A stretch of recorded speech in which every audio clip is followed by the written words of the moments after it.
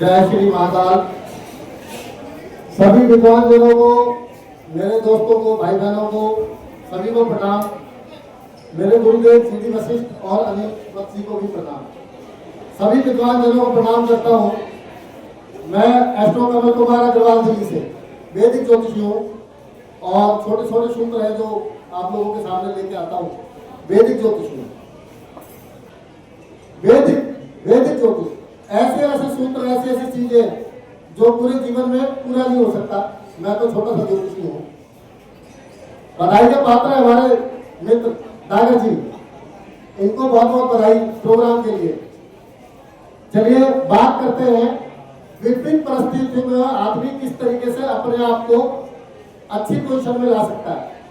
विपरीत राजयोग एक, वैसे तो जन्म पत्रिका में बहुत बड़े दुर्योग होते हैं, बहुत बड़े बड़े योग होते हैं।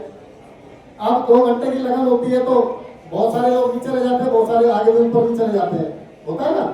लेकिन हमारी इसी जन्म पत्री में, वैदिक जन्म पत्री में कुछ योग हैं जो आदमी फर्श से अर्श और अर्श से फर्श पे आता है। विपरीत परिस्थिति इसी को कहते हैं। अब विपरीत राजयोग है क्या, सबसे पहले तो समझना पड़ेगा। छठा भाव हर्ष योग।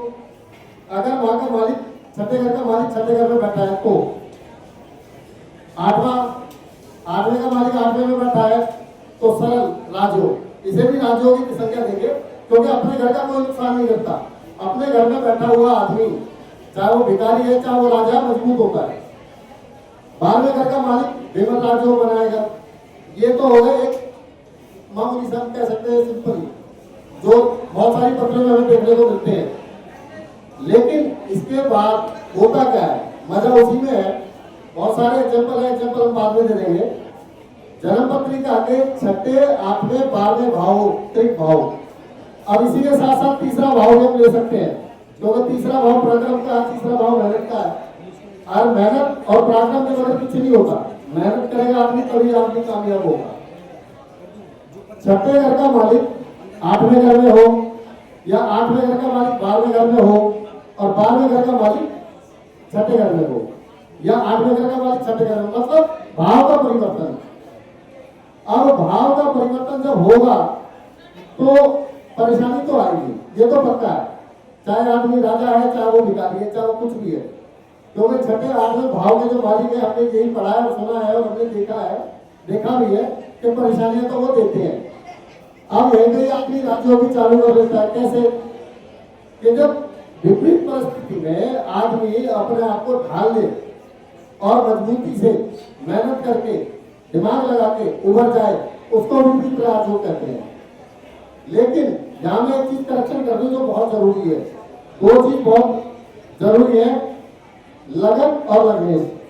देखो मैं वैदिक ज्योतिषी हूँ, लगन और लगनेश के बगैर मेरा काम चलता नहीं।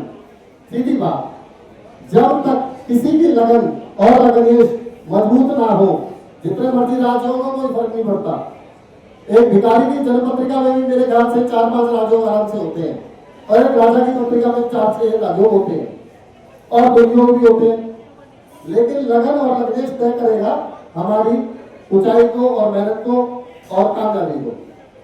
अगर लगन का मालिक छठे, 8वें, 12वें भाव में नहीं है तो ये राजयोग काम करेंगे, ये पक्का है।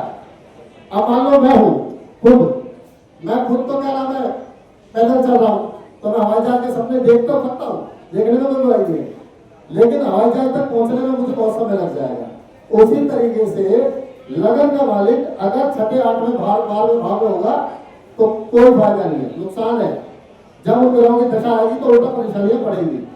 लेकिन लगन का मालिक केंद्र में हो, त्रिकोण में हो, केंद्र में या त्रिकोण में हो, उसके साथ साथ नवांश में बलवान हो, तब ये राजयोग फलित होंगे।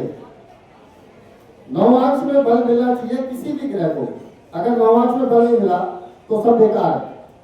छठे घर का मालिक छठे, 8वें, 12वें हो और उसपे पाप प्रभाव हो। पाप प्रभाव होना बहुत जरूरी है कि एक तो छठे घर का मालिक छठे घर में और उसके बाद राहु भी देख ले, शनि भी देख ले या थोड़ा नीच का ही हो जाए, तब वो राजयोग ज्यादा काम करते हैं।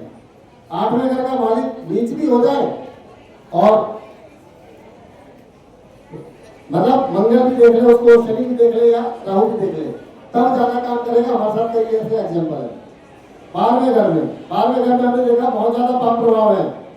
आदमी जन्म स्थान से दूर कामयाबी हासिल करता है। क्यों करता है? क्योंकि उसको 12वें घर मतलब विदेश में अपने से बाहर जाएगा, कामयाबी मिल जाएगी। यहाँ पे एक चीज और करेक्शन करना चाहूंगा, लगन का मालिक लगन को देख ले।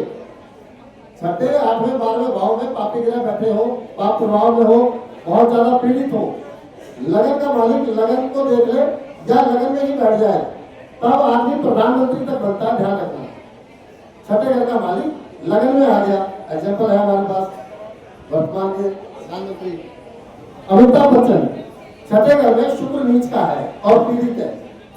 लग्नेश की दशा आई शनि की और कामयाबी हासिल की। और भी कई एग्जाम्पल है। टी रामाराव जो बहुत निम्न स्तर से काम किया था, बहुत आगे गए।